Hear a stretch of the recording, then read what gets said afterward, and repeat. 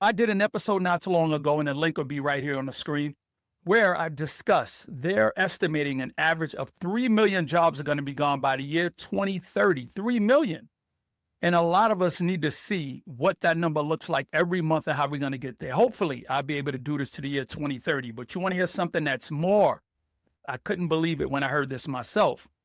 Due to the new administration, they are now reporting roughly almost 9 million jobs will be gone by the year 2030. Not 3 million, 9 million. Why is that? Because this administration is really pro autonomous, AI, everything in that frame where it's going to get rid of jobs. Driving, cashiers, factory workers, the Amazon, more people in human resources, management in that field. So since they said 9 million, I said, man, you know what I need to do? Start reporting to give you guys the actual numbers. And now I have my notes here, so you're going to see me looking down, reading a lot of notes. So every month we're going to go through this because I want you guys to see that number for yourself. So hopefully that will lead you to start taking action, to realizing your job could be on that chopping block, because these are just not numbers. These are people. So now I'm starting this off now, and we're looking at this the end of February, going into March. So we got to go back. So I'm going to go back and discuss the jobs that are going to be gone. So how many jobs that has been taken away already for January and February. So now I'm going to get straight to the numbers. Several companies, including federal agencies, has implemented significant workforce reductions.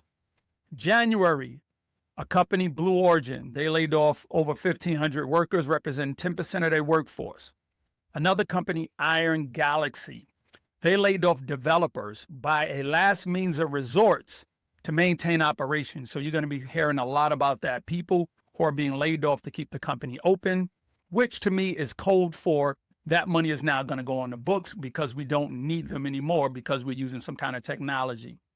February, National Oceanic and Atmospheric Administration. Hundreds were laid off, many in special skills, affecting divisions such as National Weather Service.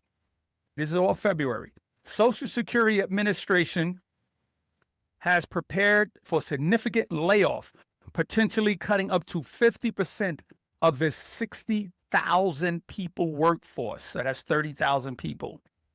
30,000 employees Social Security Administration will be laying off. Southwest Airline laid off 1,750 positions. So that's 17% of its corporate workforce laid off in a cut cost move. Now, remember, it's all going to be surrounded basically around this cutting costs, right? That's going to be their way to get away with it. Zeps, approximately 200 employees, cutting to 20% of its workforce, laid off. Now, here's where we get to the chunk of things, guys. Listen to these numbers. Federal government layoffs. 30,000 federal civil service workers has been laid off since the start of Trump's second term. 30,000 people. These layoffs span in various sectors, including aerospace, technology, retail, federal agencies. So I want to talk about some of the biggest cuts that have taken place for January and February for well-known companies that we know of. Facebook cut 10,000 jobs in multiple different waves. Google, they laid off 12,000 employees as part of the AI reconstruction. Amazon, they laid off 18,000 people due to e-commerce changes. They've been working on start replacing the workers, and it only cost them $3 an hour to operate these robots. They already start using these robots on the floor to carry the payloads, the pallets down the aisles, so they don't need people for that. So look at this number here. We're clearly over 100,000 jobs. And now with this new administration in, if we're averaging out 5 years at 8 million jobs, what is that number? That would probably be somewhere about 1.5 million jobs a year. So if we're over, and that's equating to over 100,000 jobs a month, right? So if we're over 100,000 jobs already, I'm going into March with this new administration starting. And if they keep this up, we will be having 1 million job loss every year, over 1 million. hitting that 8 million, 8.9, roughly almost 9 million jobs gone in 2030. What's the look ahead? What do we do moving forward? What everyone needs to do is start preparing, in my opinion, to look at your profession, look at your job, look at the cuts, look at what's going on, and figure out how can you adapt. Start adapting. Don't wait for them to lay you off. Don't think it's going to be there. It's obvious. If you look at what's going on, they're making it clear. They're going in a whole nother direction. What are you going to do now that this thing is right in your face? Can't avoid it. Can't hide your head. And your children, what are they going to do? It's really not going to be any jobs out there for them. So I'm very proud to see this next generation moving forward and want to be entrepreneurs. It's just they need guidance and understanding on what kind of entrepreneurial jobs are out there.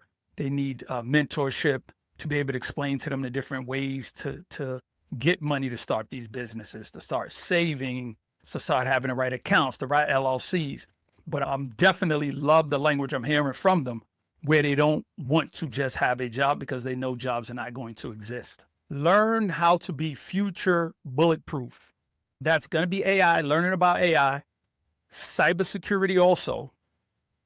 Digital marketing and real estate is definitely one of the biggest things, especially multi-units, not single families. I had a whole episode about that where I do not believe single families will be the way to building wealth. They're pricing you out with corporations buying homes. But start partnering, use group economics, and buy multi-units. If you don't have a business, start building one now while you're at work. Start preparing that business to be not just a side hustle, but something that will generate income in your household on a steady basis. Invest in different assets as far as, I'm going to throw out things, but I want you to get educated on them. Understand it. Digital, crypto, besides just Bitcoin and all these other ones, blockchains, cryptos. These things are going to be used, stocks, learning about the stock market, learning about trading options.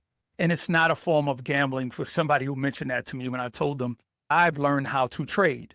I've learned how to day trade. I've learned how to swing trade. I've learned leaps, and I've been doing pretty well. And when you understand something, it's not a form of gambling.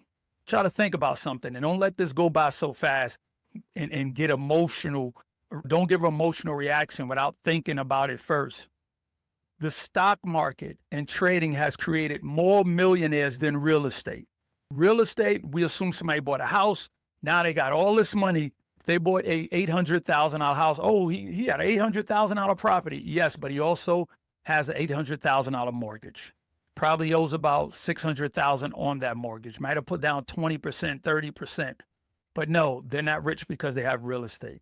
People have a lot of real estate. Yeah, they have money. They have the amount of equity throughout all of those properties. But even if they sold them, they still have to pay off the mortgages. I love for you guys to invest in real estate. I started in real estate. But the thing is, you got to understand how to manipulate the cash flow coming from real estate to build wealth. That's the part, building wealth with that. Also, start networking and building relationships in any of these categories. Get a mentorship or just start talking to somebody who trade options, who knows about stocks, who knows about crypto, who knows about digital currency, who knows about blockchains, who knows about real estate, multi-unit real estate. Start networking, building these relationships with these people because you'll come to find out. Because I'm one of them. When somebody has all this information, they love to talk to you about it and tell you how you could get involved and do the same thing and leave your job. Remember, I did that. I left my job within 5 years after investing in real estate. Think about that. So in short, due to technology advancing, which is inevitable, technology is undefeated, right? Let's look at 8-track, cassettes, vinyls, MP3s to streaming, Walkman, CD players, the Walkman, the Discman, to literally your phone has everything. And the technology is undefeated.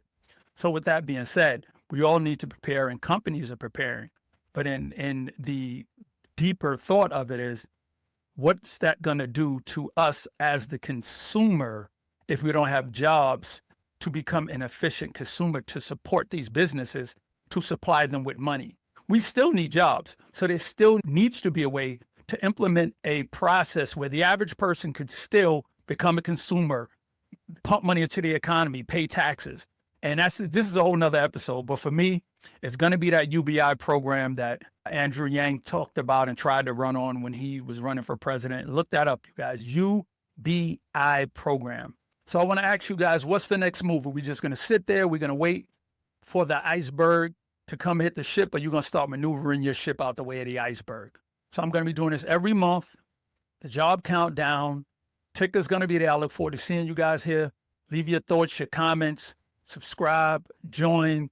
And more importantly, I need y'all never forget to always seek knowledge.